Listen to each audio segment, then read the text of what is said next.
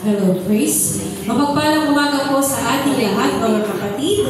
Sa paumpisa ng ating gawain para sa Panginoon, tali po yung paumpisang umawit sa atin. Sige po, inanya ko po ang lahat na tumayo at umawit sa ating Panginoon. Maghari ka, Panginoon, sa buhay namin, Panginoon.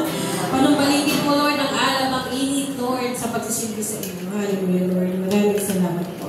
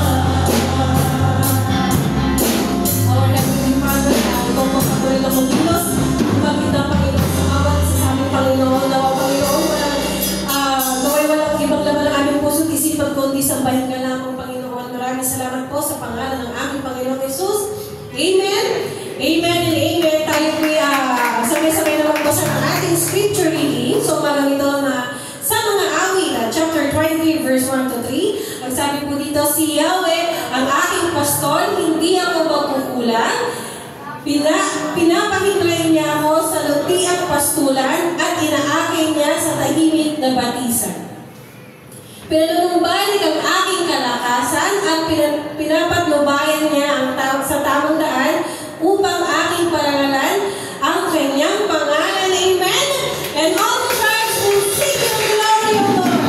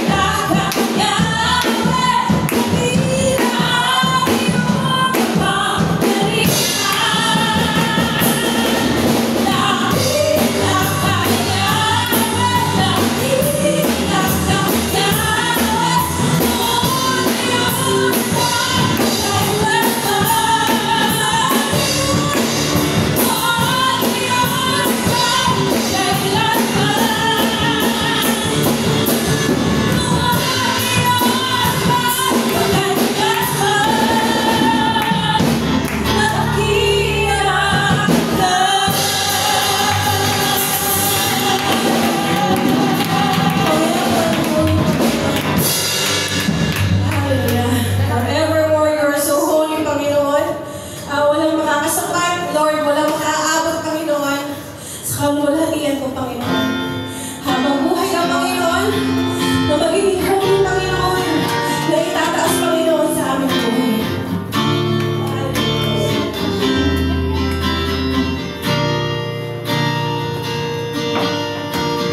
Thousand generations falling down in worship to sing the song of praises to you. And all who gone before us, and all who will believe, will sing the song of praises to you. Your name is the highest. Your name is the greatest. Your name stands above them all. All thrones and dominions, all powers and position. Your name stands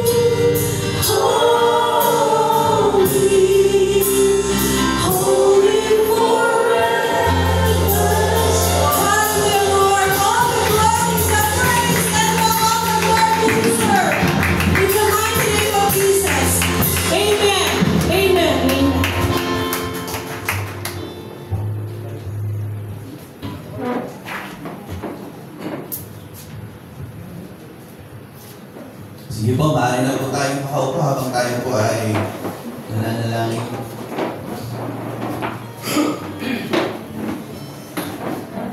Lord, kami po ay nagpapasalamat sa umaga po ito sa isang malayang pagpupuri, pagsamba, na ikaw lamang po ang pinaparangalan, ikaw lamang po, Diyos, ang itinataas sa umaga po ito. Ikaw ay banal, ikaw ay karapat-dapat na purihin ng lahat ng iyong nilikha, ang lahat ng nilikha sa sangkalangitan, sa sangkatauhan, ay magsasabing, ikaw ay banal, ikaw ay Diyos na makapangyarihan. Lord, sa umaga po ito, dalangin ko po, patuloy na ikaw po ang sumama po sa amin, at sa sandaling ito, hayaan mo po na Lord, patuloy ka naming sambahin sa pamamagitan ng mga pasasalamat. Sa umaga po ito, nagpapasalamat po kami, Lord, sa mga kapatid po namin na nagdaos ng kanilang kaarawan. Salamat po sa panibagong taon na ipinagkaloob po sa kanila. Patuloy na ang aking pong dalangin. Pagpalain mo po sila. Idinadalangin ko po paano po sila ingatan, sinamahan, ginabayan, Panginoon, sa kanilang buhay, sa loob ng isang taon na nakaraan, ay muli ang iyong paggabay, ang iyong pag-iingat, ang iyong pagpapala ay kanilang maranasan. Ikaw ang Diyos na pumatagpo sa kanila. Ikaw ang Diyos na patuloy, Lord, na magpala mo sa kanila. At ang iyong kapangyarihan ay mahayag sa kanila pong buhay. Lord, sa umaga po ito, maraming salamat din.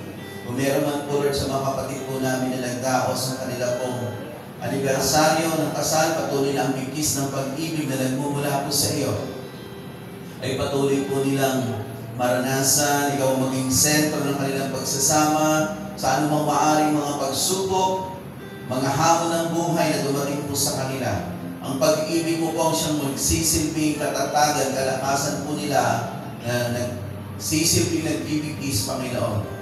Sa kabila ng anumang mga karanasan, sa kabila ng anumang hamon ng buhay, dalangin ko kanilang pag-ibig sa isa't isa ay lumago, lalo pang lumalim, lalo pang maging matatag, at dalangin ko po na ikaw ang Diyos na sumamo lagi po sa kanila. Pagpalain mo po ang kanilang buhay, pagpalain mo po ang kanilang pamilya.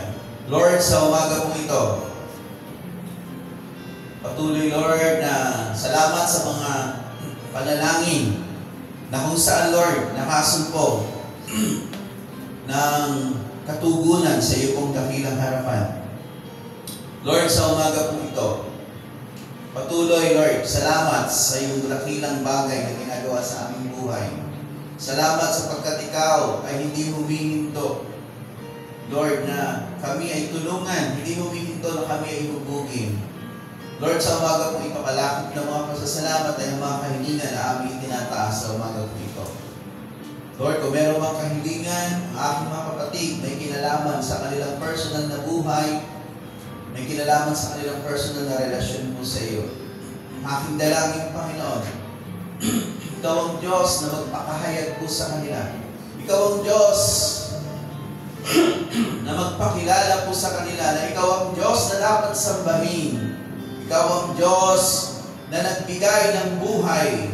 Ikaw ang Diyos na nagbigay ng anumang bagay na mayroon po kami.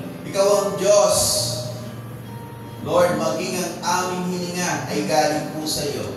Lahat ng bagay ay yung ipinagkaloob po sa amin.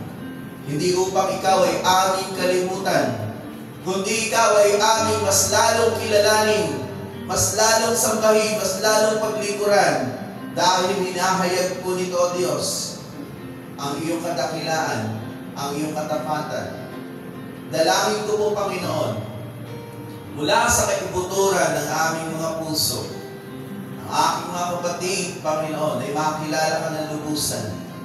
At huwag nilang pabayaan ang kanilang buhay espiritual na kung saan, Panginoon, ang siyang pinakamahalaga sa buhay ng tao, hindi ang material na bagay, hindi ang pera, hindi ang kayamanan, hindi ang anumang bagay na maaari namin tangkilikin o magkaroon kami dito sa lupa.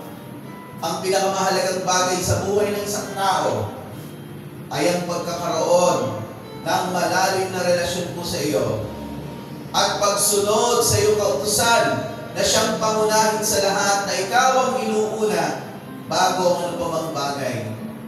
Lord, sa umaga po ito, dalangin ko po na patuloy ang kanilang pananampalataya ay yung palaguin, yung pong palalimin, Panginoon. At patuloy na ikaw ang Diyos na humubog, Panginoon, sa kanilang puso't isipan. Huwag mo pong hayaan, Lord, na maagaw sila ng mundo. Huwag mo pong hayaan, Panginoon, na ang kanilang buhay, Lord, ay mapariwara dahil sa gawa ng kaaway, dahil sa pandarayan ng kaaway. Lord, yung wisdom na nanggagaling po sa iyong mga salita ay napakahalaga. Kailangan po namin ito upang maunawaan po namin ang lahat ng bagay. Kung ano yung mga nagaganap, Lord, na espiritual, na digmaan, Panginoon, sa aming buhay, na kung saan naunawaan po namin na kami tinawag mo po upang, Lord, gamitin ang aming mga buhay. Hindi para mabuhay kami, Lord, sa aming sarili. Lord, sa umaga po ito, kalapit na aking mga panalangin, patuloy mo pong punan ang mga pangangailangan po. At yung mga pangangailangan po na yon, hindi po yon, Lord, ang priority dapat. Ikaw kasi ang nagkakaloob ng anumang meron po kami. Galing po sa iyo ang lahat. Lahat ng bagay ay galing po sa iyo. Ikaw ang nagbe-bless. Nang sabi mo po, Lord, kapag inuuna namin ang iyong kaharian at ang iyong kaluwalhatian, ang lahat ng bagay ay dinaragdag mo po sa amin. Pero Lord, kung magiging baliktad yung sitwasyon, Lord, yung pagpapala hindi namin mararanasan. Kahit ubusin namin yung aming oras, yung aming panahon, yung aming buong buhay, kapag Lord, hindi mo kami pinagpala, ay walang, Lord, mangyayari sa aming buhay.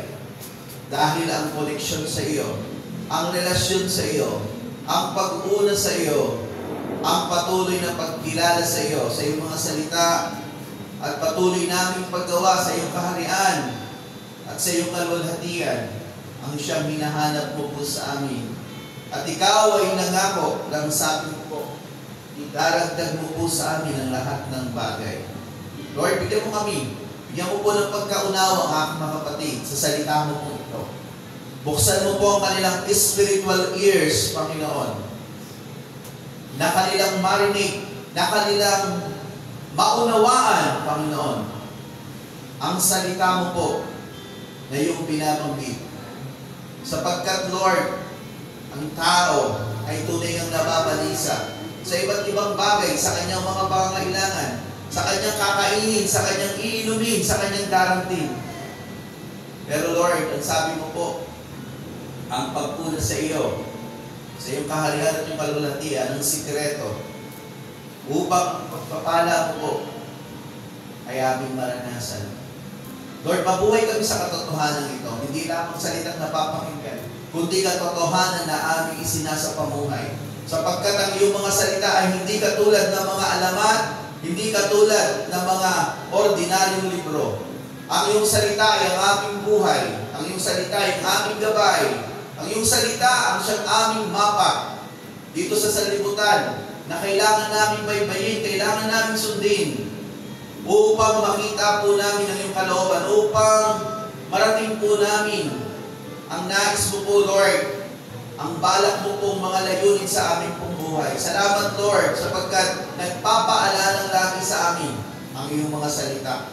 Sa umaga po ito, Lord, bigyan mo kami ng sapat na kaunawaan upang ang aming mga buhay ay laging maiangkop ayon po sa iyong pong mga salita, ayon po sa iyong pong mga inutos. Sa umaga po ito, Lord, kung meron mong kahilingan patungkol, Lord, sa mga karamdaman, kung sino man po yung mga kapatiran po namin na nakakaranas ng karamdaman, sa pangalan mo po, Panginoon Jesus, sa pagalingan ay kanilang maranasan dahil ikaw ang dakilang manggagamot. Wala pong imposible sa iyo anumang karamdaman, Panginoon. Higit sa lahat, Lord, ang karamdamang espiritual. Dalangin ko po na iyong gamutin, Panginoon. Iyong, Lord, iyong muling palakasin ang iyong mga anak upang, Lord, ang dati nilang ginagawang paglilingkod ay kanilang balikan sapagkat iyon ang nais mo po sa kanila. Ang mabuhay sila na naglilingkod po sa iyo, ang mabuhay sila, Panginoon, na sumusunod po sa iyo. Lord, ang iyong kapangyarihan ay kumilos sa iglesia pong ito, sa bawat kapatiran. Sa umaga po ito, Lord, dalangin din po namin kung meron mga kahilingan patungkol, Lord, sa mga problema, sa mga pagsubok, o anumang mga, Lord, bagay na kanilang kinakaharap. Ikaw po, Diyos, ang magbigay ng pagtatagumpay. Isamahan mo po sila. Turuan mo po ang bawat isa na manghawakan sa iyong mga pangako, sapagkat nasa sa iyong mga salita ang kalakasan po namin. At mayroon pang pangako na tiyak mong tututin kung kami, Lord, ay susunod ayon po sa iyong mga salita. Dalangin ko po, Lord, ikaw ang kumilos, ikaw ang gumawa. At dalangin ko po, Lord, sa umaga po ito, sa aming mga puso, ikaw ang, Lord, maghanda upang sa aming patuloy na pag-aaral ng iyong mga salita may kinalaman sa alam na kailangan po namin. Dalangin ko po, Lord, na maunawaan po namin, maihanda mo po ang bawat isa po sa amin upang sa aming pag-aaral at pakikinig ay makita po namin ang katotohanan ng iyong mga salita na amin pong papakinabangan at kailangan po namin upang kami lumago sa aming buhay. Maraming pong salamat sa umaga po ito at maingat po namin ibinabalik sa iyo lahat ng papuri po nalhati, pagsamba at pasasalamat sa pangalan ng aming Panginoong Jesus. Lahat ng anak ng Diyos ay magsabi namin, Amen.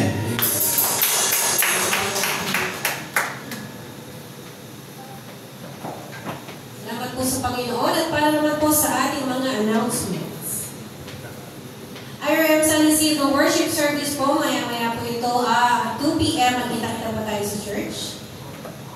Midweek service po and prayer meeting sa March 27 po at 7 p.m. po. Inimbitahan po natin ang ating mga kapatid na dumalo. Ito po ay every Thursday, Huwebes. Ayan, ang speaker po natin, Sister Maricar Patricio. Ang worship leader po, Brother Ray Lozada. Ang testimony po, Brother Michael Mendoza. Ang ating naman pong usher, Brother Albert Jacinto. Sunday worship service po next Sunday, March 30, speaker po natin, Reverend Pastor Emmanuel Castro. Worship leader po, Sister Jasmine Borbon. Tithes and offering encouragement po, ang ating Sister Pistita Barza. Ang usher po, Sister Maricar Patricio. At para naman po sa ating flower sponsors, Sister Maricar and Raven Patricio. Ayan, meron po tayong Dawn Watch, Morning Prayer Gathering. Ito po ay gaganapin sa April 5, first Saturday po, ng buwan at 5 a.m. po. 5 a.m. ng pananalangin. Tututukan po natin sa pananalangin na darating na anniversary, ang first day salary at ang mga pangangailangan ng ating iglesia. At syempre po, may sponsor na po tayo dito. Tinugon po ng Lord para sa food. Tinugon po tayo. Salamat sa Panginoon. Ang ating Sister Leonie po, para sa darating na Dawn Watch, mga kapatid, 5 a.m. po. Matulog tayo ng maaga para magising tayo ng maaga. Salamat po sa ating Panginoon at para naman po sa ating AITA Community Mission, every Saturday po ito at 8 a.m. At meron po itong Kids Saturday Class at Adult Worship Service. At may karagdagan pa po. Okay. Makapanood po tayo ng, ito po ay isang gawain ng ating AITA Community Mission kung paano siya isinasagawa at kung sino po ang mga nakakatuwang natin.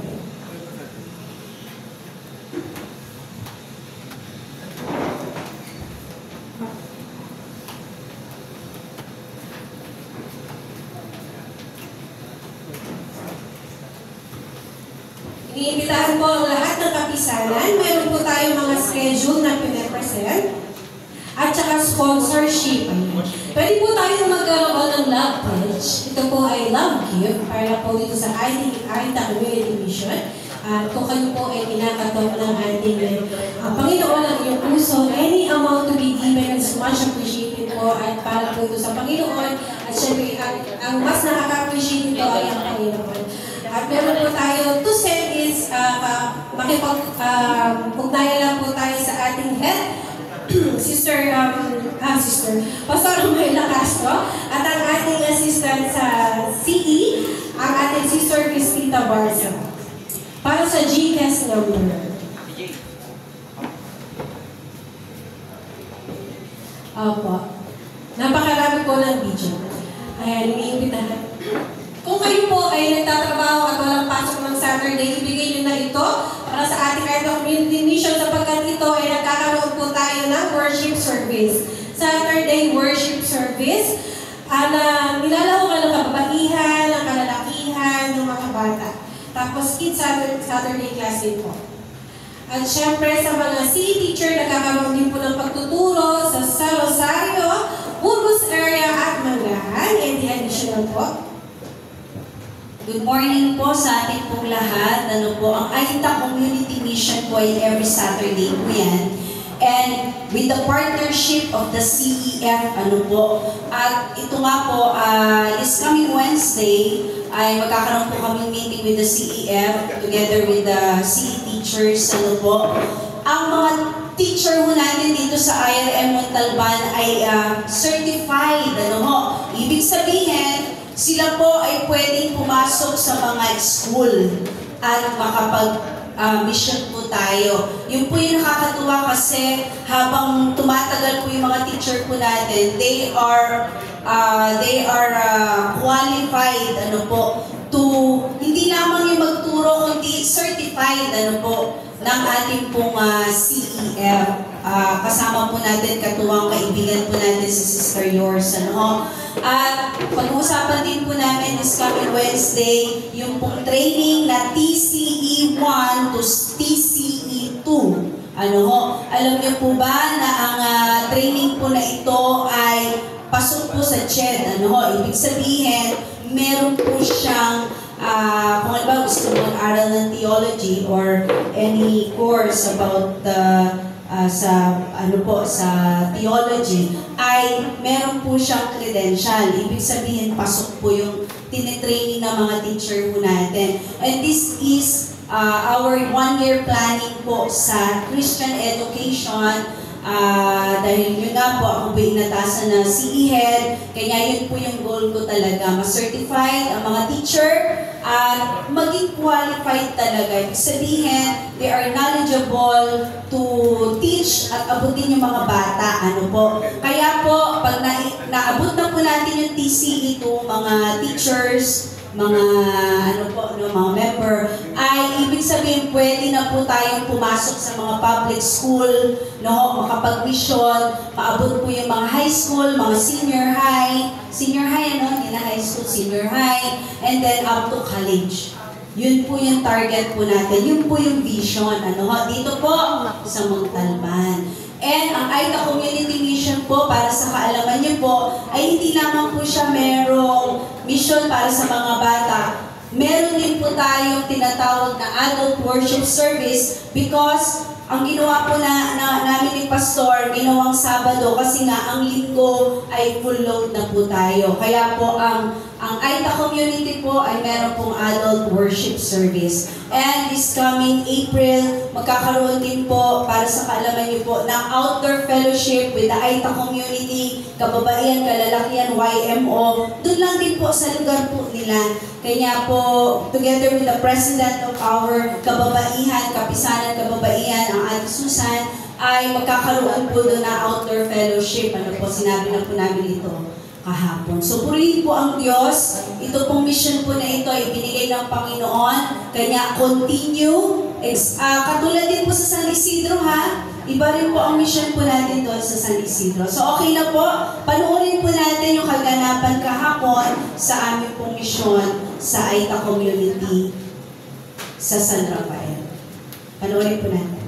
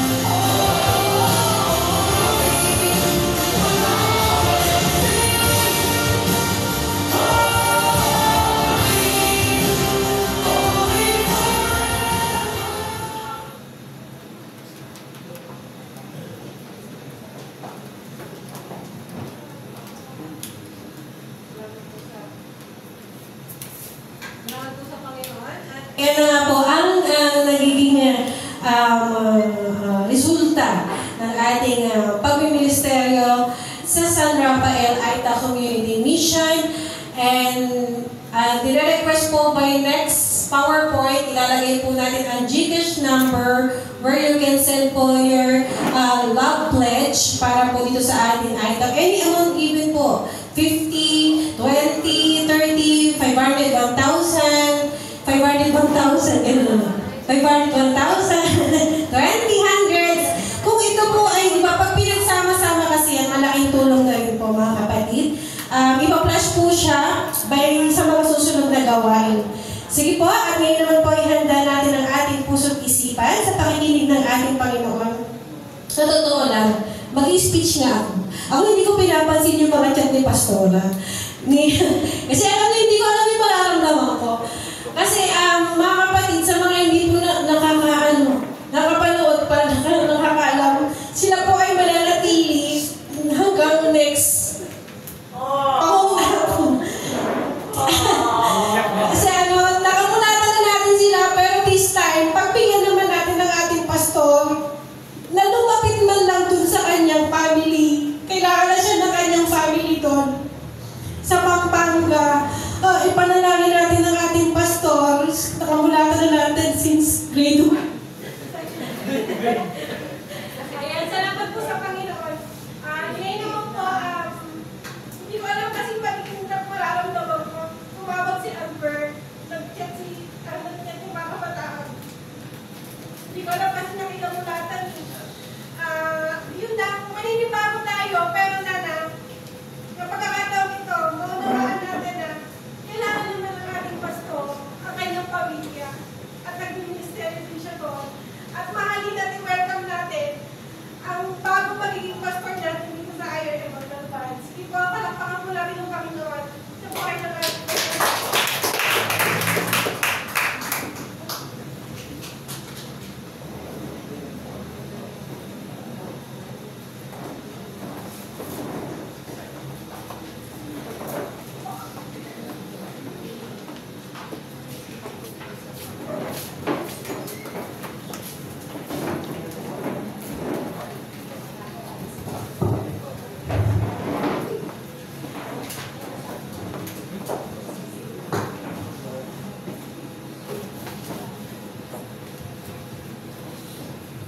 Okay, magandang umaga po sa ating lahat. Ayan. Nire-reserve ko pa po kasi yung iyak ko, no? Ayoko munang, kasi pagka umiyak ako, bubuhos ko lahat na todo na, no? So sa na lang po, pagka tayo po ay nagkamaalaman na tayo ay mag-fellowship, no? At, yan, doon na rin po ako magpapasalamat. Kasi yung pagpapasalamat po, nagagawin ko kasi haba po na message ko, kaya hindi po pwede, no?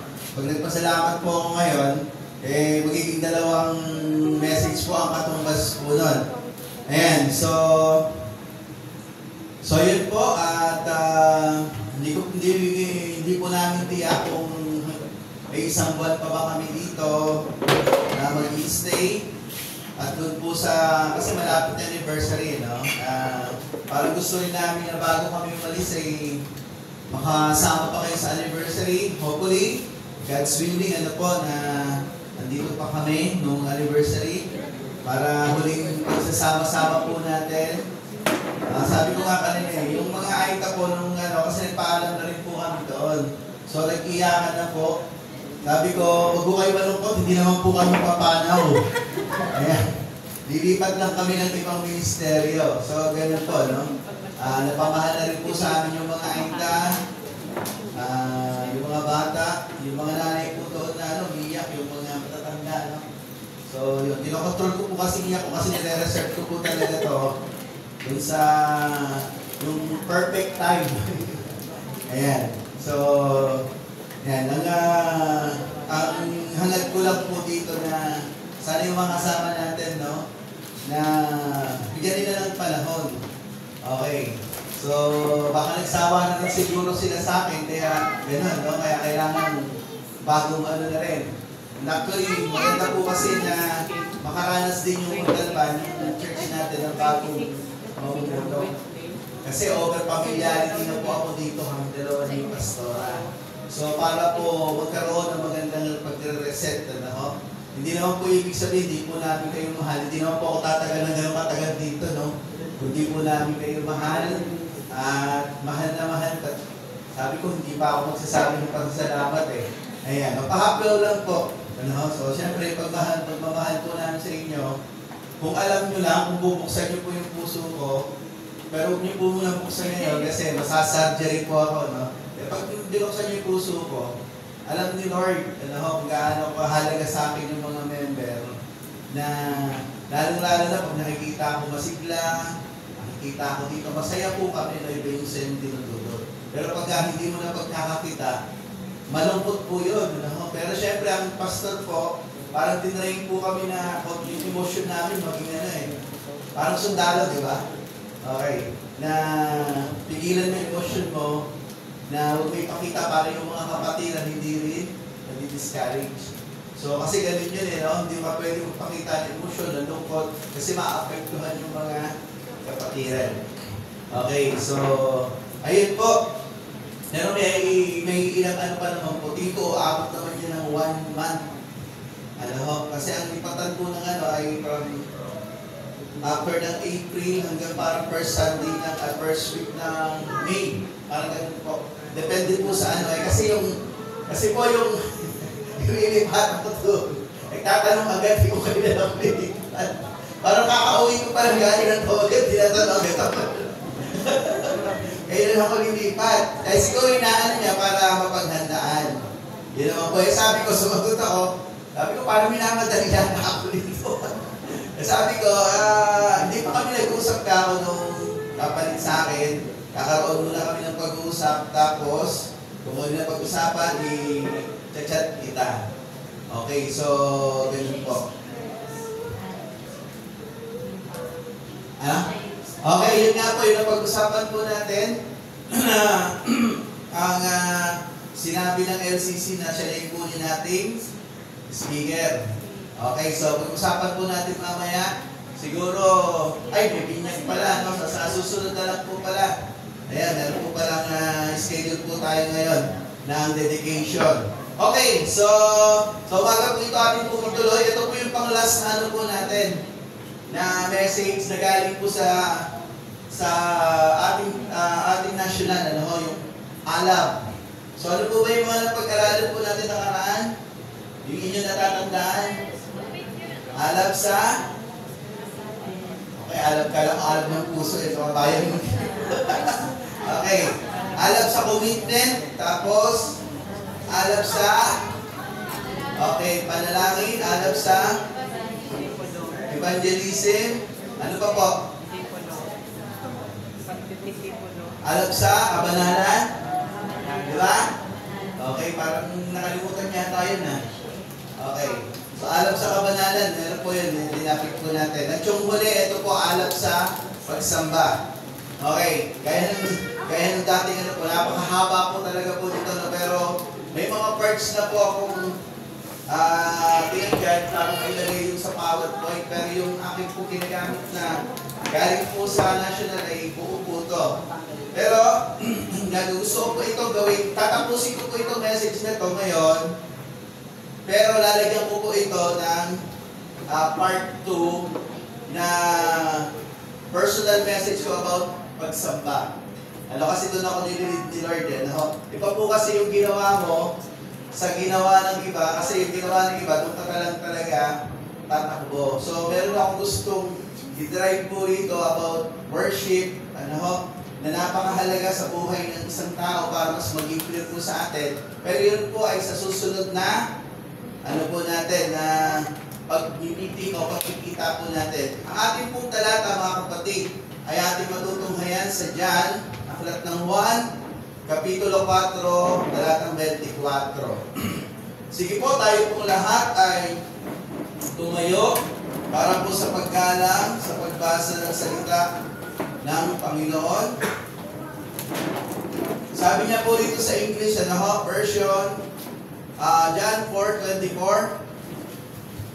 God is a spirit and His worshiper must worship in the spirit and in truth. Sabi po sa Tagalog, 1 Kapitulo 4, talatang 24, may ganito po ang sinasabi, ang Diyos ay Espiritu, kaya dapat siyang sambahin sa Espiritu at sa katotohanan. Pinagpala po ng Diyos sa kanyang mga salita, tayo po ay sumadaling manalangin. Lord, sa umaga po ito, hayaan mo po na ang katotohanan ng iyong mga salita ay aming matunghayan, maunawaan. Ihanda mo po ang aming mga puso sa pagkaunawa, may kinalaman sa pagsamba, na mag-alab ang aming puso sa pagsamba po sa iyo. Lord, sa umaga po ito, pagpalain mo po kami, kung ano po yung aming mga pagkukulang, kung may nakikita ka mga po karumihan sa bawat isa, bunga ng pagkukulang, pagkakamali, o kasalanan man, bago po kami makinig, mag-aral, Lord, ipapalinis po kami sa iyong banal na dugo. Sapagkat ang iyong mga salita ay banal, na nangangailangan ng puso na nakahanda, na may kabanalan. Dalangin ko po, linisin mo kami ng iyong banal na dugo, mula ulo hanggang paa, dalisahin mo po kami at ihanda mo po ang aming puso, upang Lord sa aming pag-aaral ay mailagay po namin sa aming puso ang mga salita na napakahalaga na nagpapalago sa aming pananampalataya. Purihin po ang iyong pangalan sa pangalan ni Jesus. Amen. Amen. Okay, so nire-recognize ko po at yung ating po mga kapatid na naririto. Hindi ko na babanggitin siguro isa-isa, no? Okay, so andito rin sila, pangalan nito, sila Ana. Kaya kanyang pamilya, yung family ni Lapari ko. Yung makikita niyo po, gwapo doon sa likod. Okay, so salamat at nandito po sila. Okay, so alam niyo, napalitan din yata yung pastor niya, no? Okay, napalitan. Napunta ng Ebenezer ba? Tama? Ebenezer, no? Pastor Kirk, Ebenezer lang. Sa? Okay. So, si Jack lang ang pero si Pastor Kirk yun pa rin. Okay. Si Jack Chari dito yata sa Tanyong. Tama, no? Okay. So, ayun. Salamat sa Panginoon. Kaya pala hindi malungkot sila. Okay. Ito, naman po. May naalis din po sa kanila si Jack Chari. Pero yung head pastor po nila ay nag-stay po pala. Actually, ang dami pong gumalaw talaga, no? Hindi lang sa distrito natin. Ang daming po talaga, parang na-shuffle yung nangyari, no? Na unexpected yung mga Pero yun po talaga, no? Ganun po talaga. Sabi ko nga, laging sinasabi, na ang mga pastor po nalilipat po talaga. May mga tumatagal, katulad ko, tumagal ako. May mas matagal pa po sa akin, nakala ko ako yung pinakamatagal. Pero pa po, hindi ako yung pinakamatagal. Mas may pinakamatagal pa sa akin. Ayan. So, meron po yun, ang mga pastor po natin. Pero ito na yung panahon para, ako yung lipat. At ganun po talaga.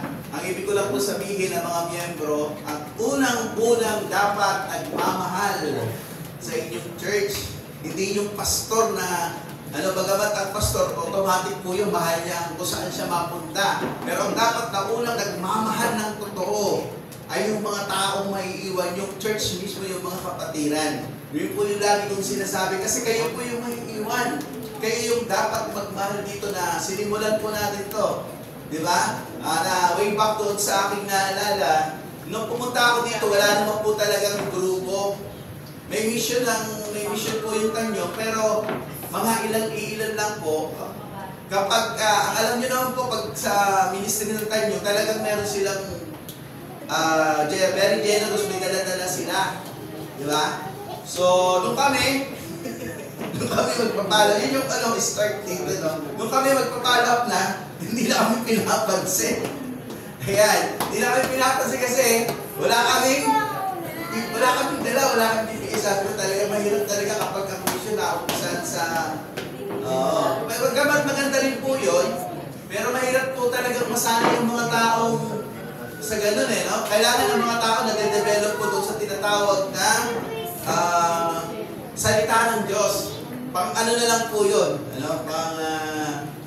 tawag dito, pagdagdag na lang po, pero pinaka-sentro talaga nung pag-mission po natin, pag-ministry ay ang salita ng Diyos. Okay, so dito po sa ating binasa, ay makikita po natin yung tinukay dito, God is a Spirit. Sabi niya, Ano ho?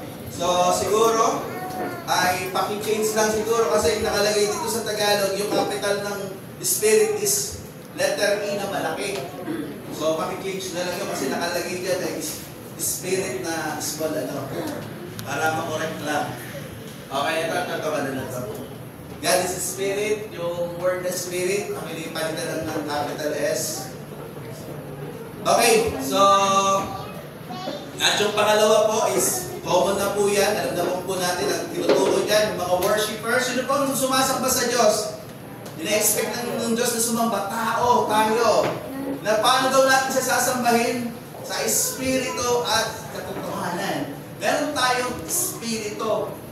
Okay, kasi bakit? We are created in the image of God, binigyan niya tayo ng Espiritu, at binigyan niya tayo ng task, ano po, na tayo ay mamuhay ayon sa kanyang katwiran, kanyang kabanalan, pero hindi ko muna po gagaanong bibigyan ng emphasis po yun, kasi yun po yung bibigyan natin ng highlight sa susunod na pag-aaral po natin, para mas maintindihan natin na yung kahalagahan po ng bagay po na yun. Punta na lang po tayo dito sa sentro ng ating pag-aaralan, ang pamagat po nito alab sa pagsamba. Okay, so pagkitin ko lang yung contributor, ano, para alam niyo rin kung sino po yung, kanino po galing po. Ito po ay galing kay Council, ano, Pastor Boots Burse. Itong lahat po nung pinag-aaralan po natin. Sabi niya rito, ang pagsamba ay hindi lang isang ritual o tradisyon. Ito ay pagdaloy, ito ay ang pagdaloy ng ating mga puso patungo sa Diyos. Ito ang paraan kung paano tayo nagre-respond sa kanyang kadakilaan, pagmamahal at awa. Okay. So, sabi niya, minsan inisip natin na ang pagsamba ay tungkol lamang sa pag-awit ng mga kanta o pagdalo sa mga churches service. Pero ang totoo, ang pagsamba ay isang lifestyle. Ano daw po ang pagsamba? Okay. So, kasi dalawang ano yan eh. Sa pagsamba, may dalawang bagay na pwedeng mangyari dyan. Pwede nga pagsamba ng isang tao ay maging tradisyonal. Okay. Pero ang ini-expect ng Diyos ay yung pagsamba na lifestyle connected sa Diyos. Okay, tingnan nyo po yung mga tao ngayon. Nagsisimba naman yung mga tao. Di ba? Pupunta sa simbahan. Ang mga simbahan, pinupuntahan ng tao. Pero ang tanong doon, talaga bang sumasamba ba talaga sila? Okay. It depends, ano? Kung ano yung kalagayan mo sa harapan ng Diyos, kung paano ka sumamba, ikaw yun eh. Di ba? Okay. So, hindi siya tradisyon na ginagawa lang na nakasanayan ng tao. Ito ay mahalagang katungkulan o gawain natin bilang isang tao, particularly bilang isang mananampalataya na nakakilala sa Diyos. Kasi ang magiging point natin ay pagsamba po talaga. Okay. So ano ba yung pagsamba? Ito, pagsamba po ito. Pero hindi po natatapos po dito. Kasi yung pinakamahalagang pagsamba, ang pagsamba po natin, kung titingnan po natin, hindi po isang segment ng gawain. Okay. Ang tinutukoy ng Biblia, di ba? Ang pagsamba po natin ay every day. Ano ho? Every day. So baka isipin natin, Pastor, araw-araw ba pupunta kami ng simbahan? Hindi po yung tinutukoy ng Biblia doon, particularly doon sa Romans chapter 12, verse 1. It's about ourselves, ano ho? Sa sarili natin, na tayo yung sasamba. May tinutukoy doon si Apostol Pablo. Alang-alang sabi niya doon sa kapag ng Diyos, mamaya madadaanan namin yan, pero gusto ko lang i-establish yung about patungkol sa pagsamba. Na merong everyday na pagsamba tinutukoy doon. It's about yung pag-prepare natin ang ating sarili na laging nakahandog sa Diyos every day. Okay. So, kaya nga ang pagsamba, ito talaga ay isang uri na lifestyle. Okay. So, ipagpaumanhin nyo po, hindi ko na po babasahin yung ano rito kasi yung okay. So, yung binabasa ko po dito, yung iba po, medyo ano ko na, para lang po abutin po natin yung time, ano? Sabi niya rito, worship is the act. Nalagay ba ito yung English version? Tagalog na lang yan, no? Basahin ko po muna sa English. Worship is the act of showing reverence, honor, and adoration to God. It involves acknowledging God's greatness, power, love, holiness through expression of praise, gratitude, and surrender worship, not just an external act, but a heart posture. One that seeks to glorify God and align one's life with His purposes. Sa Tagalog po, ang pagsamba, ayan. Ang pagsamba ay ang pagpapakita ng ano daw po?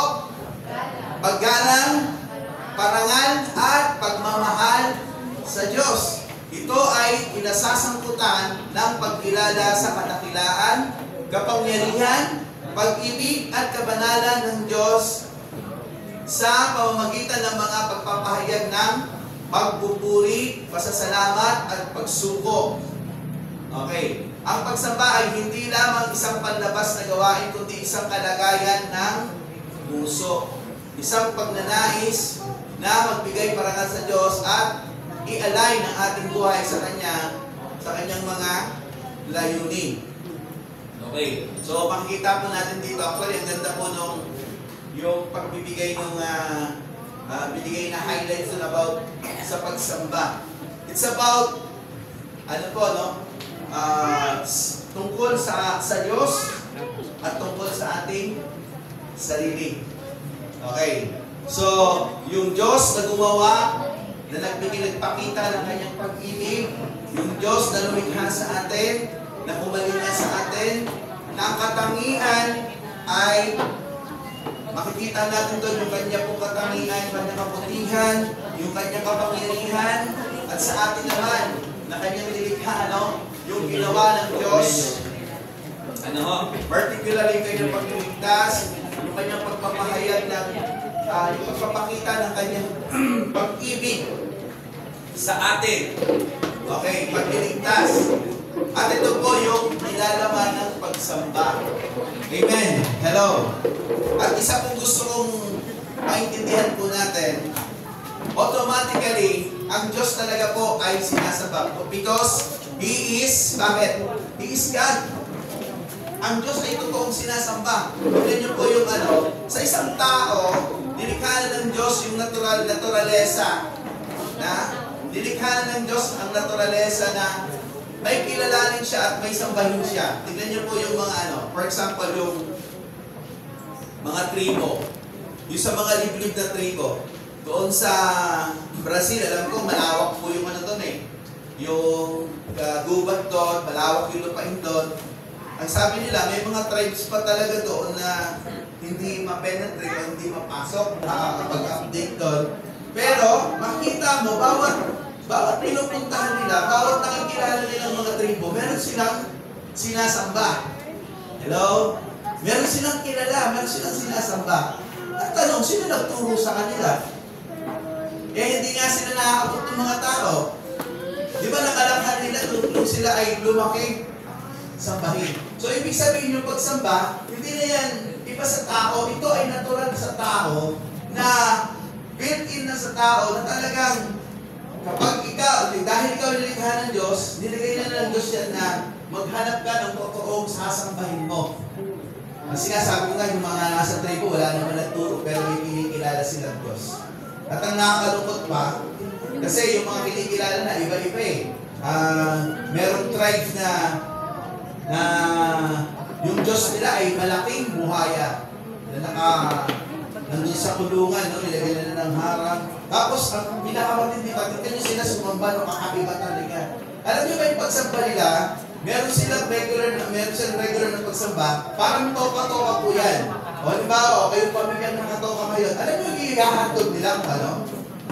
Pamilya nila, anak nila, ipapakain dun sa buhaya. Grabe, no? Ganun sila kaano sa pagsamba. Biruin nyo, mali pagsamba nila, pero makikita mo yung kanilang, ganun sila kadedikado na lahat ibibigay nila para lang ma-please yung kanilang sasambahin. At alam nyo, ito yung nakakaano doon eh. Dahil tayo, siyempre, di naman nila alam yung totoo o kultura. Sila, kapag binigay yung bata, halimbawa, bata yung handog, alam na habang ginubuya nung kinakain ng ano, tuwang-tuwa sila. Ang saya-saya nila na isip nila na tinanggap yung aming Diyos, yung aming handog. So, ganun matindi. Ano? So, iba yung kultura nila, pero makikita natin, grabe yung binibigay nila pagsamba doon sa kanilang kinikilala. Pero, tayo po ng mga tao, sa panahon po natin, mga mananampalataya, alam po natin kung sino po yung ating sasambahin. Ito yung ating Diyos, ito yung ating Panginoon, na dapat nating sambahin sa Espiritu, sabi niya dyan, sa katotohanan, dahil po yun yung hinahanap ng Diyos. Yung pagiging totoo. Ibig sabihin ng pagsamba po, hindi mo siya, ano lang, yung tawag dito optional na ginagawa ng tao na, ay, okay lang naman, di mo lang ako sumamba. Ang pagsamba po is regular. Na ginagawa po natin yan, lifestyle, sabi nga po doon sa ating pinag-aaralan. Okay, so kaya nga po yung pagsamba, hindi pwedeng walang alab. Hindi pwedeng wala yung, ano po natin doon, yung sigla, yung saya. Dapat nakaprepare po ang isang Kristiyano sa pagsamba. Ano? Minsan kasi nakakalungkot sa mga church, yung mga sasamba, pipilitin mo pang sumamba. Which is wrong. Di ba? Tingnan yung kultura natin na mabago. Kailangan mo pang mag-invite para sumamba. Di ba talaga yun? Na ang Diyos kailangan pa natin, yung mga tao kailangan pang intayin ng Diyos para sumamba. Hindi. Sabi nga nila, pag hindi kayo sumamba, yung mga bato, hindi yung sasamba sa akin. Mag-praise and worship yung mga bato. Okay. So, ano po yan? Logically speaking, kapag ikaw isang Kristiyano, ito talaga yung buhay mo. Kailangan andun ka sa pagsamba. Kailangan naka-prepare ka na dyan. Hindi mo pwedeng isa pag walang bahala yan kasi napakahalaga po ng pagsamba natin sa Diyos. Ano? Ito ay may kinalaman sa ating spiritual na connection sa Diyos sa ating pagsamba. Okay. Kaya nga, kapag ang isang Kristiyano, yung pagsamba natin pumapalya na, alam mo yun, yung okay lang na kasamba ako ngayon, pero sa susunod, hindi na muna. Okay. Kasi alam nyo, ang kaaway, sa totoo lang, ang demonyo, ayaw ng demonyo yung pagsamba ay maging maalab. Kasi bakit? Kasi alam mo ba, habang ikaw ay sumasamba, may ginagawa ang Diyos sa buhay mo. The more na tayo ay sumasamba sa Diyos, mas lalo tayong nagiging close sa ating Diyos. Amen. Kasi humaharap tayo sa presensya ng Diyos. Okay, so tingnan lang natin. Ano ba ang mas nahirap, yung pagsamba ngayon, pagsamba nila dati? Old Testament time. O balikan natin ang konti. Sa Old Testament time, ang daming kanilang dapat gawin na seremonya. Okay. Kasi doon meron pa paghahandog, di ba? Naghahandog pa ng hayop. Pero yung hinahandog nila, yun ay sumasalamin. Okay. Ang sinisin yung fresh yun na yun yung ihahandog. Depende sa kung anong kakayahan po nila. Kasi yung mahirap, pwedeng kalapake. Depende sa kakayahan. Pero, yung requirements na yun, hindi nawawala. It symbolizes sa ating pong Panginoon Jesus. Okay, pero yung pagsamba po nila, doon sa templo, merong hati. Di ba? Yung dakong banal at dakong kabanal-banalan. At meron pang court kung saan sinusunog yung kanilang handog. So, makikita mo yun. Actually, doon sa mga mapa ng Bible nyo, kung may mapa kayo, yung map ng inyong Bible, kung meron nun, yung overview ng okay, kung may temple na dyan, no, nakalagay. So, yung overview, makikita nyo doon, holy place at holy of holy. Okay. Tapos, yung sunugan ng handog. Nasa labas po yun. Okay. So, balikan po natin. So, yung pagsamba nun, makikita natin, gumagamit pa ng tinatawag na saserdote. Tagapamagitan, ang tawag po kasi dun Ang mga saserdote, sila yung namamagitan in behalf ng mga tao patungo sa Diyos. Sila yung tagapagdala, sila yung lumalapit. Binibigay ng tao yung kanilang handog, at yung saserdote ang siyang magsasagawa ng tinatawag pa po natin ritual. Okay. Pero yung saserdote is limited sa kanyang gagalawan. Doon lang siya sa dakong banal. Kasi yung dakong kabanal-banalan, hindi ka basta-basta pwedeng pumunta ron. Okay. Ang nakakapunta lang po doon ay ilang beses lang po yun, ano ho? Hindi araw-araw po yun, pero yung pumapasok po doon na saserdote, alam niyo po ba na kailangan mag-prepare muna siya sa sarili niya pagpasok niya ron kasi hindi ho siya uugrang pumasok doon kapag siya ay may kasalanan. Kaya yung papasok doon, alam niyo po, yung kultura nila, meron silang tali. Tapos yung tali may bell. Bakit may bell? Kasi yung mga tao hindi makakapasok, bali tayo pag pumasok sa saserdote, mag-aano po doon, magre-rituals po doon, iuhungos niya lang yung mga tao yung tali. Tapos, ang papakinggan nila yung bell. Ngayon yung bell, kapag hindi na tumutunog, ano nangyari? Alam na nila ang gagawin nila. Hahatakin nila ngayon yung tali kasi patay na yung pumasok. Imagine niyo, no? Napakatindi pala ng presence ng Diyos. Ganun pala. Okay. So, hindi pala pwedeng basta-basta mo tinitake yung presence ng Diyos. Unlike ngayon, no? Parang hindi na ganun nire-respeto yung presence ng Diyos. Parang wala na lang. Eh, saka na lang kita sasambahin pag may time ako. No! Ang presensya ng Diyos ay napakahalaga at pinakamahalaga sa lahat ng bagay sa buhay po natin. Hello? At ang nangyari po doon, nang matupad yung paghahandog ng ating Panginoong Yesus, yung kortina po kasi makapal yun. I think na parang sabi nung parang isang dangkal. Ganun siya kakapal. Kaya po ba natin punitin yun? Ganun kakapal. Eh yung manipis, di ba? Pag matibay yung tela, di na natin kaya punitin. Alam niyo ba, nung matapos ang paghahandog ng ating Panginoong Yesus, napunit yun mula taas hanggang baba. Nang ibig sabihin, yung presensya ng Diyos, malaya nang makalapit ang tao. So yung tinutukoy ng Panginoong Jesus dito ay, ito yung time na, yung tao ay sasamba sa Diyos ng totoo. Dahil yung Diyos ay sinasamba sa Espiritu at katotohanan. At malaya nang lumapit ang tao. Biruin nyo, pahirapan pa. Siguro, inisip ko nga paano kaya ako sa panahon natin ngayon?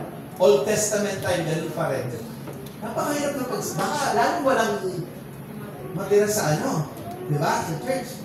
Pero active sila. May sumasamba. Because they understand, naiintindihan nila na kung gaano kahalaga yung presence ng Diyos.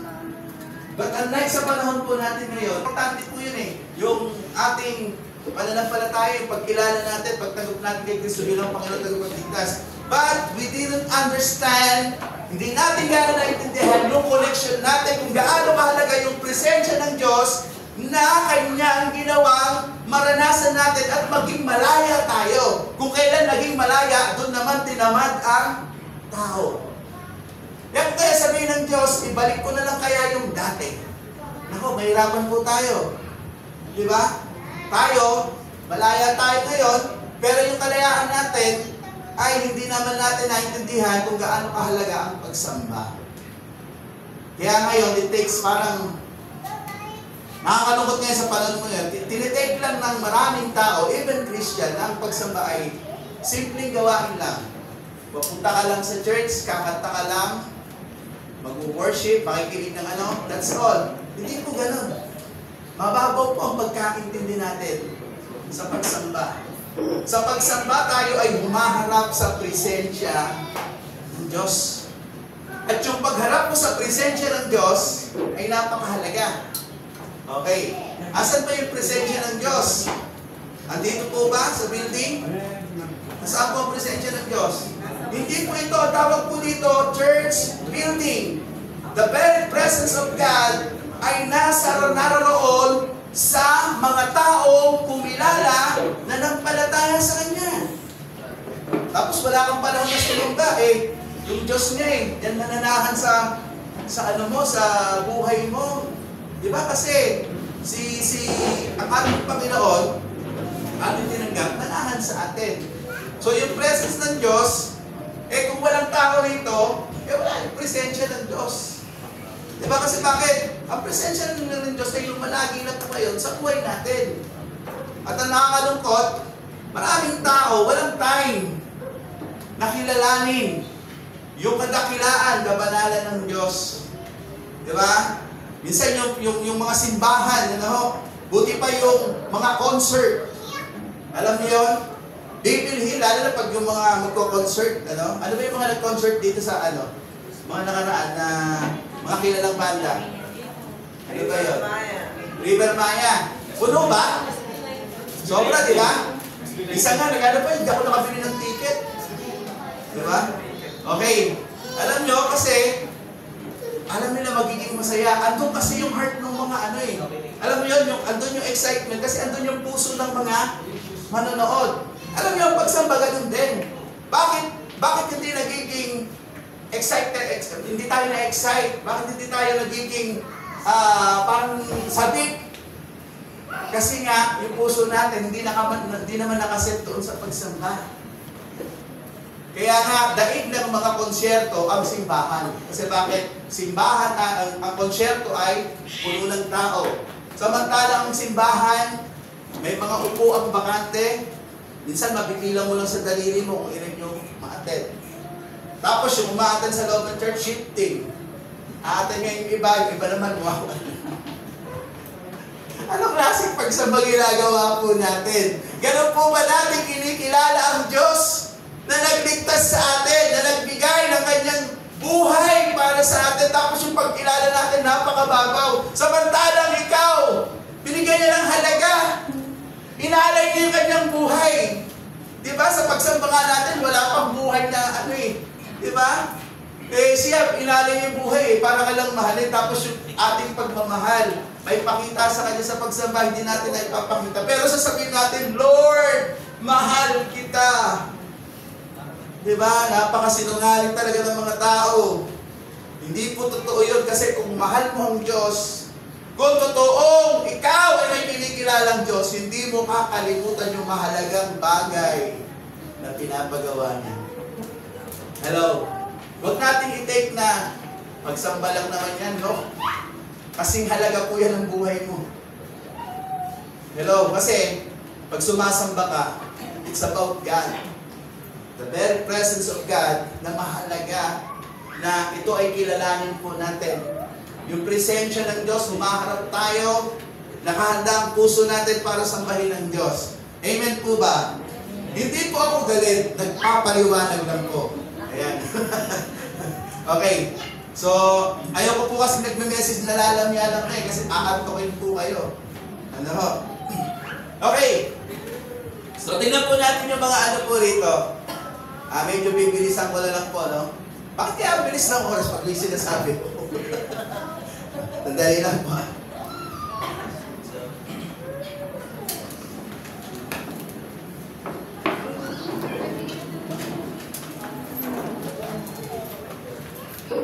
Okay po, sabi niya po dito, bakit walang alab sa pagsamba ang mga tao? Una, andito ba yan? Okay, tingnan po natin dito, lack of faith and trust. Binalik po na yung salata.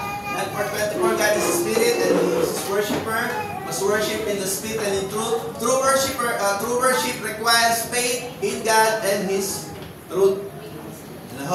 So kailangan po dyan, noong tinatawag na katotohanan at katapatan. True worship requires faith in God and his truth. Kung wala kang tiwala kay God, kulang ang iyong pananampalataya, mahirap mag-worship sa Kanya. Totoo naman yun. Kasi yung tiwala, napakahalaga po niyan. Yung mga inutos ni God, ganito lang naman po kasi intindihin yung diba? Ang utos ng Diyos, napakahalagang sundin. Diba? Inutos niya sa kanyang mga bayan na kahit siya ay sambahin. Okay. So, ang kailangan lang po doon, yung kanilang katapatan doon sa pagsunod na kailangan nila itong gawin, angkop doon sa gusto ng Diyos. Amen, sa kalooban ng Diyos. So, napakahalaga po nun. Kasi, kapag tayo ay hindi natin nabibigyan ng importansya yung pagsamba, nakataya din doon yung ating pananampalataya. Yung klaseng mananampalataya tayo. Yung klaseng faith meron tayo. Bakit ganun kababaw yung ating faith na okay lang, hindi mo na sasamba? Okay. So, tinitingnan po natin dito yung kahalagahan. Ano po? Sabi niya, kung wala kang tiwala kay God o kulang ang iyong pananampalataya, mahirap kang mag-worship sa Kanya. If you don't fully believe in God or trust in His character, true worship become difficult. So, totoo po yun. Magiging mahirap sa iyong pagsamba. Ano ho? Kasi yung katotohanan, napakahalaga niyan eh. Kaya nga, yung sinabi doon eh, you must worship God in His Spirit and in truth. So, kanino po ba natin nalalaman? Kanino natin natatagpuan yung katotohanan? Sa mundo na ating ginagalawan, no, liligaw ka niyan. Dadalhin ka niyan sa kapahamangan, dadalhin ka niyan sa kamalian. Pero yung truth, kanino natin maintindihan?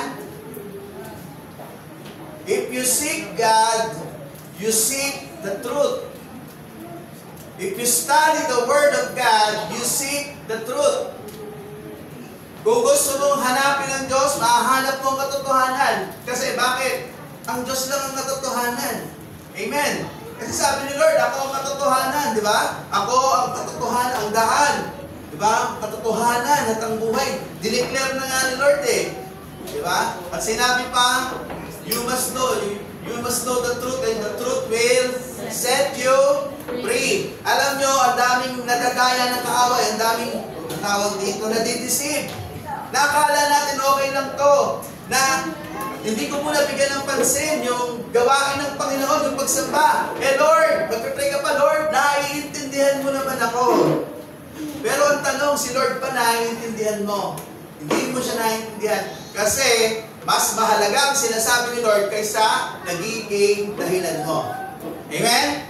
Ano ang importante, yung dahilan mo o yung pinagagawa ng Diyos? Pero saan ka laging nagbababad? Sa pinagagawa ba ng Diyos o sa gusto mong gawin? Ano yung totoo doon? Okay, alam na po natin. Alam na this. Okay. Pag sinabi mong, ano din Lord, maging question doon, evaluate mo yung buhay mo kung totoo yan. May pan-check tayo eh. Hindi ako yung nag-check. Yung sinasabi ng Diyos, i-check nyo ngayon. Ha? Sa plate pala ako. Okay. So, huwag natin i-take na easy ang worship. Dahil ang worship ay napakahalaga. At ang gusto ng Diyos, isik natin yung katotohanan. Bakit kailangan alamin yung katotohanan? Ang pag-alam sa katotohanan ay pag-alam sa kalooban ng Diyos. And the more you know the truth, mas lalo mong napapahalagaan at nabibigyan ng importansya at alam mo kung gaano kahalaga ang pagsamba sa ating Panginoon. Amen. Hello. Tapos gusto natin i-bless tayo ni Lord. Anong klaseng tao tayo? Hindi mo na nga kinilala? Gusto mo pa? Ang tawag doon? Hindi mo na nga kinilala? Gusto mo pang kotongan? Alam yung mga tao ganun eh. Di ba? Hindi mo na nga kinilala. Gusto mo pang kotongan ng Diyos. Lord, bless mo naman ako. Hello? Alam nyo, hindi po ganun natin dapat tinitake yung Diyos. Napakalayo natin sa katangian ng Diyos at sa kalagayan po natin. Yung Diyos nga, ginawa niya, di ba? Bumaba sa kalagayan natin para lang i-prove na mahal ka niya. Para lang i-prove na mahalaga ka. Kaya nung ikaw ay kanyang niligtas, nararamdaman na ng Diyos. Di ba? Minahal ko ito ng tapat. Di ba? Ang sakit. Best. Minahal ko ng tapat pero ganito lang yung turing sa akin. Ikaw, magmahal ka ng tapat, tapos ganun yung gawin sa'yo. Ano ang mararamdaman mo? Sakit, di ba?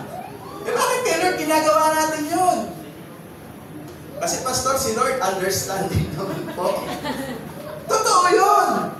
Pero, yung pangunawa ng Diyos, huwag mong gawing pases. Yung kabutihan ng Diyos, huwag mong gawin mong pases para ikaw ay manatili doon sa maling gawain. Mali po yung paggamit ng grace. Ang biyaya ng Diyos totoo. Pag lumapit ka, papatawarin ka. Pero huwag mong gawin yung kahabagan ng Diyos na gamitin mo, Lord. Mahabag ka naman sa akin kahit hindi ako sumamba ngayon. No! Mali po yun. At Sabi mo nga sa katabi mo, mali yun, Brad.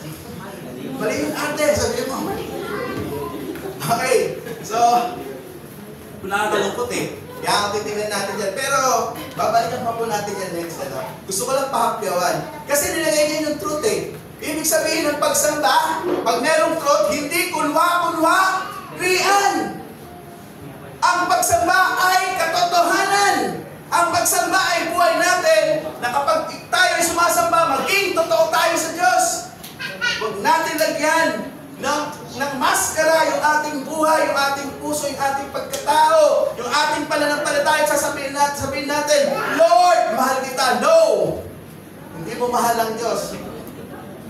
Dinadaya mo lang ang sarili mo. Si Lord, di mo nadadaya. Sabi mo, talaga itong anak ko na to, kukuntsabahin pa ako, nasabihin, mahal ako. Kala mo naman, di ko nakikita yung puso niya. Di ba? Kita ng Diyos yung puso natin. Although, sinasabi natin sa salita, pero the heart, puso natin, alam ng Diyos. Kung ano talaga yung kalagayan ng puso po natin. Eh, parang hininga yata ako. Okay, so yun na lang po una mga babasahin ko po, no? Idolatry divides, idolatry, ito po, no? Tinitignan po natin bakit walang alam sa pagsamba. Yung una, lack of faith and trust. Pangalawa, idolatry and divided hearts. So sabi niya dyan, Exodus 20:3-5. So hindi ko na po tatalakayin yung iba, no? Kasi yung energy ko kailangan. Ang haba po kasi nito eh. Ang dami. Okay, Exodus 20:3-5. You shall have no other gods before me. You shall not make for yourselves an image in the form of anything in heaven above or on the earth below. Okay. Baka inisip natin, kasi ganito yung thinking natin minsan eh. Minsan take lang natin na yung other gods na tinuturo dyan, eh yung mga rebulto lang, sinasamba ng mga ibang tao, di ba?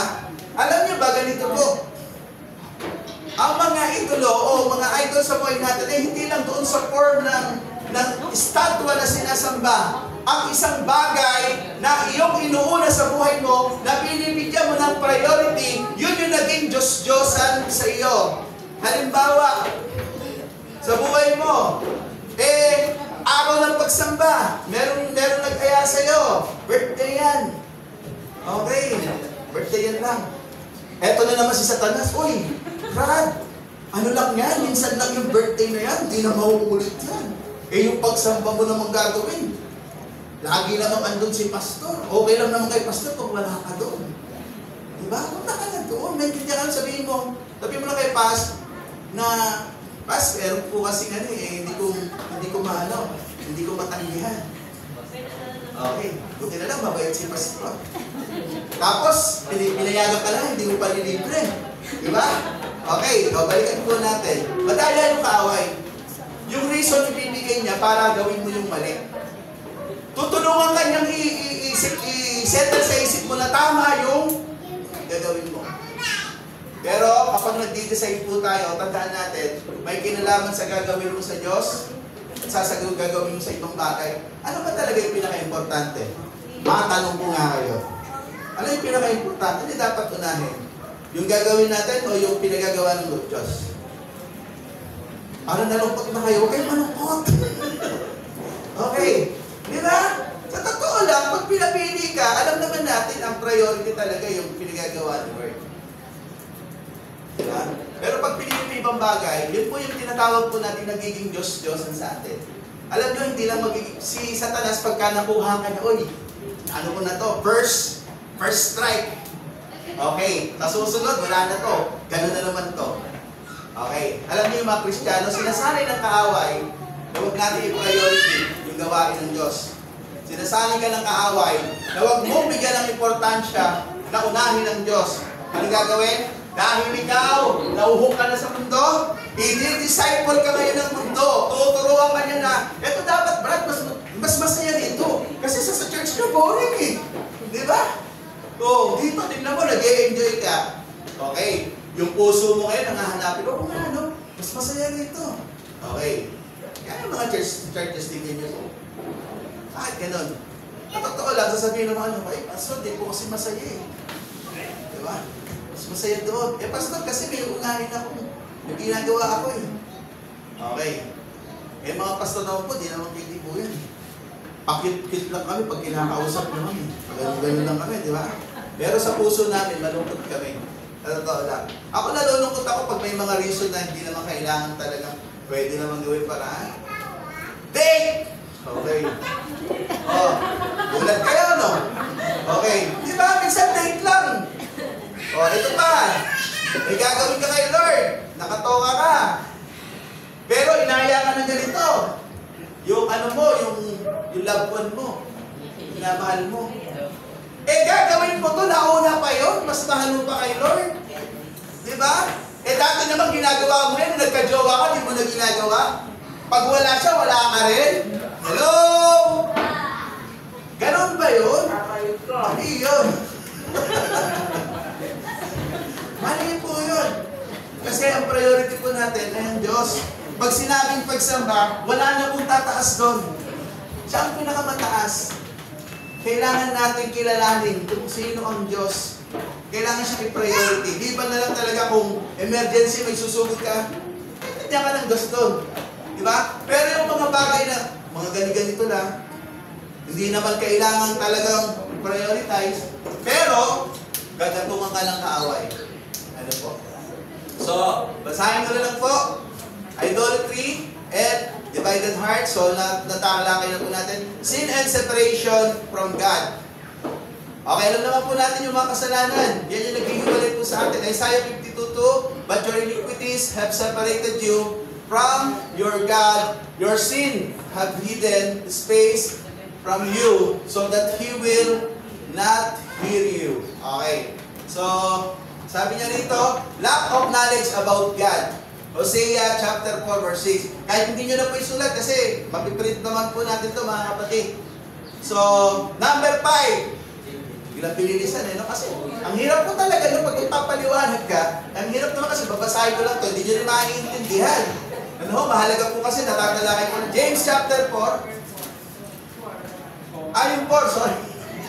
Okay, lack of knowledge about God. Ay Hosea chapter 4 verse 6. My people are destroyed for lack of knowledge. Okay, yung knowledge kasi, saan galing yun? Paano natin nagiging yung knowledge? Paano nagiging yung wisdom? Through the word of God. Wala na po iba. Saan mo pahanapin yan? Ibang knowledge ang tuturo ng mundo. Pag sinabing biblical knowledge, it's about wisdom. Ano ho? Word of God is a pure wisdom na binibigay po sa atin para yung ating spiritual na buhay, yung ating pagkatao, makasunod po talaga sa Diyos. Number 5, pride and self-sufficiency. James chapter 4 verse 6, but He gives more grace. Therefore, it says, God opposes the proud but gives grace to the humble. Okay. So, yung mga, ano ba tawag dito? Hambog yan di ba? Yung mga hambog, yung mga matataas, yung ano, may yabang, may pride, inaano na doon ni Lord? Okay. Hindi yan tinataas ni Lord. Ang tinataas ni Lord, yung binibigyan niya ng biyaya, yung mga mapag-baba. Okay. So, sabi niya rito, misunderstanding worship. Okay, Romans 12:1. Therefore, I urge you, brothers and sisters, in view of God's mercy, to offer your bodies as living sacrifice, holy and pleasing to God. Naialay nyo, sabi niya sa Tagalog, yung sarili bilang buhay, banal at kalugod-lugod sa Diyos. So, ito po yung worship na ang hinahandog po natin. Tingnan nyo, dati may handog na binibigay, pero ngayon wala na. Kasi bakit? Tinapos na ni Lord yung paghahandog, ginawa niya na ang paghahandog na naman na gustong makita nyo sa ating mga sarili. Na hindi naman patay kasi dati pinapatay yung handog di ba? Ngayon naman buhay, ano yun? Ibig sabihin sa buhay natin, namatay na si Kristo, pero maging buhay yung patotoo mo, yung buhay mo, maging maganda, nagpapakita ng katotohanan, lumalayo sa kasalanan na pumapatay sa atin. Di ba? Kasi yung kasalanan, ano sabi? Di ba? Dahil yung kasalanan, ang kabayan ng kasalanan, ano po? Matayan. Oo. Malinaw naman dun Ang isang tao, hindi ka ba nakakapaghandog ng maayos kay Lord kung ang buhay mo nakalagay sa kasalanan? Kailangan ang buhay mo, nabubuhay ka sa katotohanan. Nabubuhay ka sa salita ng Diyos. Okay, next. Difficulties, doubts, and disappointment. Psalms chapter 42 verse 5. Why, my soul, are you downcast? Why so disturbed within me? Put your hope on God, for I will yet praise Him, my Savior and my God. So huwag tayong mag-doubt kay Lord. Minsan, di ba, yung trabaho natin, nagiging dahilan para hindi tayo makapunta sa church. Mga kapatid, yung nagbibigay ng trabaho, yung nagpapala, si Lord po yun. Amen? Si Lord, ulitin ko, si Lord po yun. Yan yung kilalanin mo, yung bigyan mo ng importansya. Next, please, cultural or religious barriers. Siguro yung iba, di na po natin the people honor, sabi niya doon, Matthew chapter 15, verse 8 and 9, these people honor me with their lips, but their hearts are far from me. They worship me in vain. Their teaching are merely human rules. Okay. Mag-jump po tayo dito sa susunod. Hindi ko na po babasahin pa yung iba. Bibigyan ko na lang po kayo ng kopya. Ano po? Paano tayo mag-aalab? Sabi niya rito. Live with authenticity in worship. Okay. So, ang tunay na pagsamba ay nagsisimula sa pagiging ano daw po? Totoo. Diba? Yun naman yung totoo Hindi pwede ang pagsamba kung nakunwarian. Hindi pwede ang pagsamba sa puso natin. Ano lang tawag dito? Hindi siya, wala yung katapatan. Wala yung pag-una natin sa Diyos. Okay. Tandaan natin, yung pag sinabing totoo, si Lord yung nauuna, si Lord yung priority, yung pagiging totoo natin. Amen. Kasi yun naman yung dapat, dahil siya ay Diyos, siya ang dapat nating unahin. Live with, ano daw po? Bago natin iwan, authenticity in worship. Maging totoo tayo sa pagsamba. Okay. Dapat, paano ba nagiging totoo sa pagsamba pala? Paano tayo nagiging totoo? Okay, yun naman ang puso kasi natin tinitingnan. Ganun lang naman kasi intindihin yun. Na sa ating pagsamba, be sure, yung puso mo, correct sa harapan ng Diyos. Angkop. Tignan mo, mabuhay ka sa kabanalan ng Diyos, sa katwiran. Yun yung truth. You live na doon sa holiness and righteousness ng Diyos. Okay, live pleasing to God. Let go of inhibition. Sabi niya, let them praise His name with dancing and make music to Him with tambourine and harps. Tapos yung pang-apat, long for His presence. His presence is fully of joy. Psalm 16:11. So, nasahin natin yung kanyang presensya. Ang Diyos ba, pag hinasa kami kanyang presensya, gagawa pa ang Diyos po sa atin? Lagi kong binabanggit. Ano yung verse na lagi kong binabanggit po sa inyo? Philippians, ano po yun? Bigay ko na yung 2. Ano yung sumunod? 13, di ba? Lagi kong binabanggit. At ang Diyos din naman na nagbibigay ng pagnanasa at kakayahang may sagawa kanyang kalooban. Tiyak na tutugon ng Diyos. Kapag hinahanap natin, kapag ninanasa natin ang kanyang presensya, ang Diyos tutugon. Kasi yun talaga yung gusto niya. Yung gusto niya, maka-fellowship natin siya. Yung gusto ng Diyos, kasama natin siya. Amen. Ang tanong, personal question po to. Ikaw ba, gusto mo bang kasama ang Diyos? Gusto ba natin kasama ang Diyos? Sagot. Pwede niya. Kung gusto natin kasama ang Diyos, mga kapatid, magbabago yung sistema ng ating pagsamba sa Diyos. Hindi na sa pilitan. Nasabihin natin, Pastor, inip na ako! Ba't wala pa tayong pagsamba? Dapat mga ganyan mga reaction. Sisiba ka ng bagong ko, Pastor, kailan ba tayo mag-worship? Yung talagang gigil na gigil. Di ba? Kasi totoo po yun, dapat ganyan nararamdaman natin. Ulitin ko po, kailangan mo lang ilagay yung puso mo doon sa pagsamba. Kasi kung sarasasaan ang puso mo, nandun talaga yung enjoyment mo eh. Totoo po yun.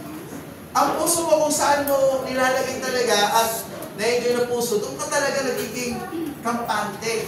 Dapat maintindihan natin ang true joy, tunay na kagalakan, nandun po sa presensya ng Diyos. Ulitin ko po, ang tunay na kagalakan, dinadaya lang tayo ng mundo, ang tunay na kagalakan nasa presensya po ng Diyos. Okay, hindi ko na po babasahin yung iba, overtime na po ako. Kahit ang bilis ko na magsalita, wala po akong magagawa. Pero, yung second part ko nito, hindi ko na po ito, hindi ko na po ito gagamitin kasi nabanggit ko naman na, yung may message ko po, yung second part is, ako na po gagawa po nun, kasi, mas gusto ko po ako yung gumagawa, na-challenge ko ako, tsaka mas maganda yung alam mo yun, nung nangusap sa iyo ang Diyos, sinabi yung mensahe para i-relate sa mga tao. So, nawa po sa ating pag-aaral na ito, meron pa tayong second part sa susunod na Sunday, ay naintindihan po natin kung gaano kahalaga, kung paano natin dapat pahalagahan ang pagsamba. Na sa ating pagsamba, ay kinikilala po natin ang Diyos na makapangyarihan, na karapat-dapat sambahin, na tayo naman ay sasamba, ay nakahanda ang ating puso, na mayroong pagkauhaw, mayroong pagnanasa na ang Diyos ay ating purihin, pasalamatan, dahil siya ang Diyos na mabuti, nagmahal sa atin, gumagawa, at nagligtas po sa atin. Diyos, tatandaan po natin, na mayroong plano, mayroong purpose sa ating buhay. At karapat-dapat siyang sambahin dahil siya ay Diyos, at tayo ang mga tao na Kanya nilikha na in-expect ng Diyos na sumamba po sa Kanya. Pagpalain po tayo sa umagang ito. Hindi po tayo po lahat ay tumayo. Tayo po ay manalangin. Let us pray. Lord, salamat po sa oras na ito, sa aming natapos na gawain. Ang iyong mga salita ay makapangyarihan. Tunay nga po, Lord, napakahalaga na sa aming puso may alam kami ng pagsamba. Naroroon, Lord, yung kasiyahan. Naroroon yung pagnanasa na ikaw ay aming mapapurihan, maparangalan. Sapagkat, Lord, ang diwa ng pagsamba, sa aming pagsamba, may mga dakilang bagay kang ginagawa sa aming puso. Dito ka rin nangungusap, dito ka rin nagpapahayag, Lord, ng iyong pag-ibig, ng iyong kabutihan, at ng mga mensahe, Lord, na inilalagay mo po sa aming puso upang aming maunawaan ang kahalagahan ng aming connection po sa iyo, ng aming relasyon po sa iyo.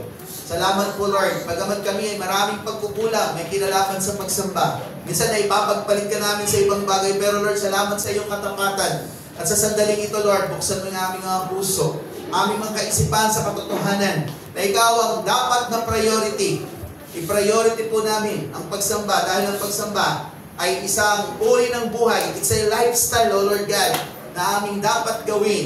Isang katuparan, Lord, sa araw-araw. Salamat, Lord, sapagkat tinuturuan po kami ng iyong mga salita na umalis sa anumang pandarayan ng kaaway, na umalis sa anumang mga gawa ng sanlibutan na nagpapalayo sa amin sa iyo. At muli mo kaming pinababalik sa iyong presensya. Muli mo kaming pinababalik sa katotohanan ng diwa ng tunay na pagsamba. Salamat po sa iyong mga salita sa umaga po ito. Purihin ang iyong pangalan. Sa pangalan ni Jesus, ang lahat ng anak ng Diyos ay magsabi ng Amen. Amen. God bless you po.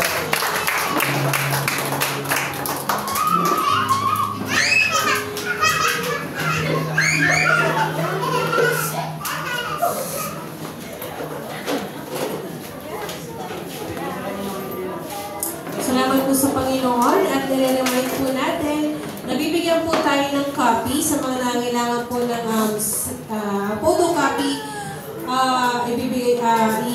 I-review po kung paano para makatipid tayo. Tapos yung kailangan ng print-out, ibibigay po natin yung print-out ng mga lesson na tinatalakay po ng ating pastor.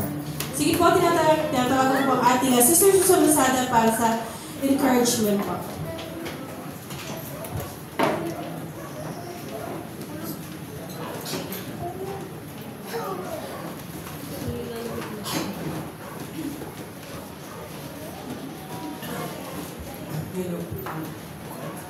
Maraming salamat po sa magandang mensahe po. Ang tithes and offering natin sa araw nito ay matatagpuan po dito po sa Levitico chapter 27 verse 30. Sinasabi po rito, lahat ng ikasampung bahagi, maging binhi o bunga ng pananim ay nakalaan kay Yahweh. So sinasabi po rito na noon pa una ay yung mga kasampung bahagi po ay nakalaan po sa ating Panginoon. Ganon din po sa ating panahon ngayon. na ang lahat ng ating pong kinikita ay nakalaan na po sa ating Panginoon. Sabi nga po doon sa Malakias 3:10, dalhin ninyo ang buong buo ng inyong mga ikasampung bahagi sa tahanan ng Diyos upang matugunan ang pangangailangan sa aking tahanan. Subukin ninyo ako sa bagay na ito kung hindi ko buksan ang mga bintana ng langit at ibuhos sa inyo ang masaganang pagpapala. So yun po ang pinapaalala sa atin ng ating Panginoon ho. Na yung mga kinikita natin na matik na po yun, nasa Panginoon na po natin yun. Huwag na po natin isipin na kung may bibilin pa tayo o babayaran. Lahat po yan ay nasa Diyos. Dahil ang Diyos po ay bahala na pong magbalik sa atin ng siksik, liglig at umaapaw. Maraming salamat po.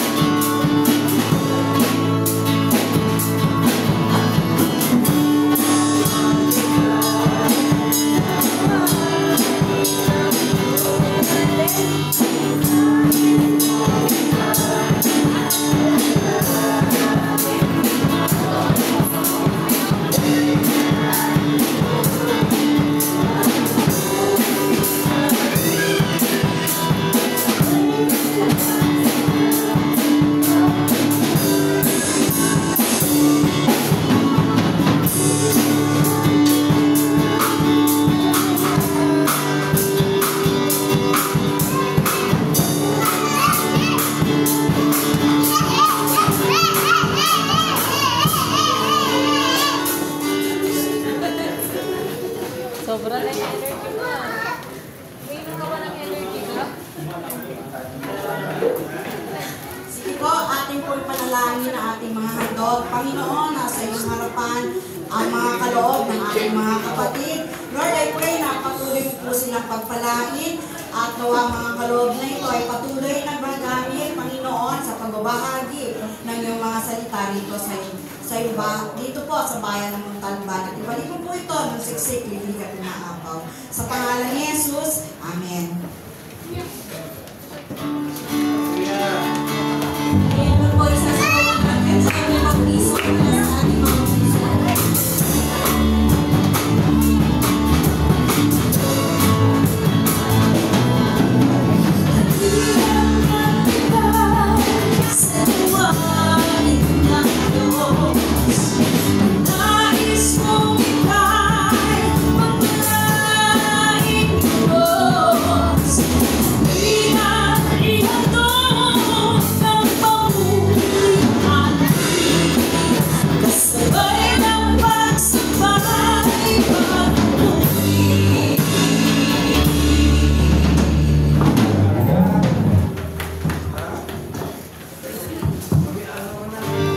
Salamat po.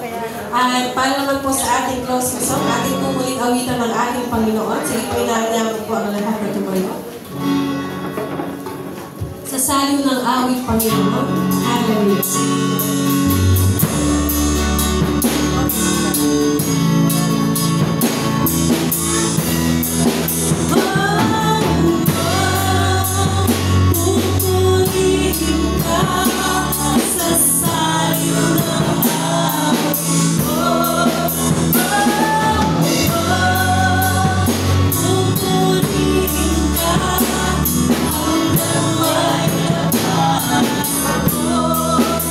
Oh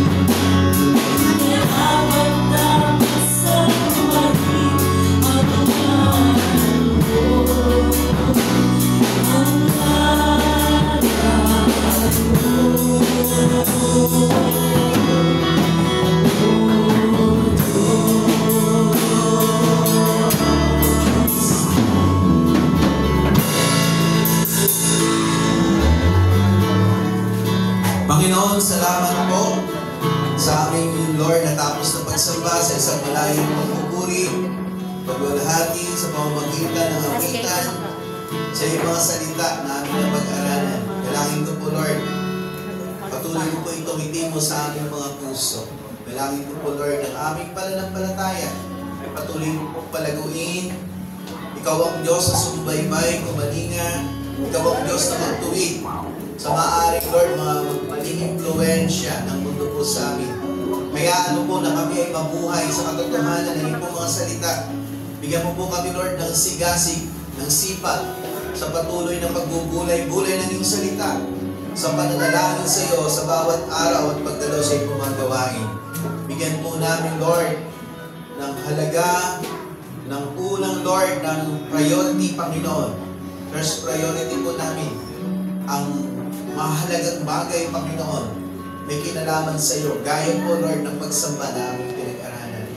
Patuloy na ang aming buhay ay masumpungan mo po sa bawat araw na kami ay sumasamba. Pinaparangalan, dinulwalhati, dinadakil ang pangalan.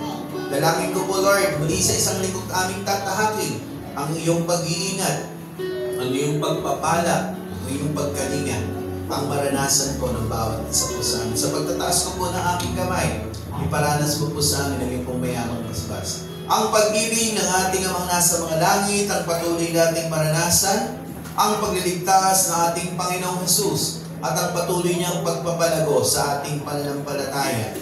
At gayon na rin ang pagkikisa ng diwang banal, ang siyang sumaating lahat mula ngayon at sa magpakailanman. Amen. Amen.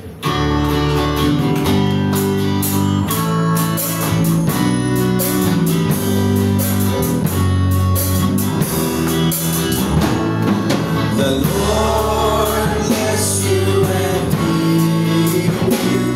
Now the Lord make his face shine upon you.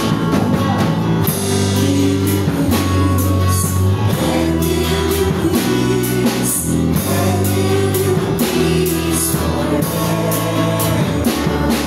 The Lord keep angels through.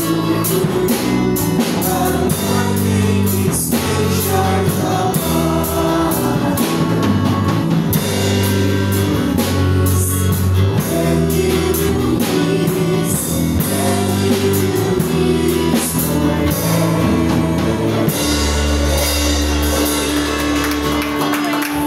Mga kapatid, hanggang pagkatapos po ng itong song, wala po ng at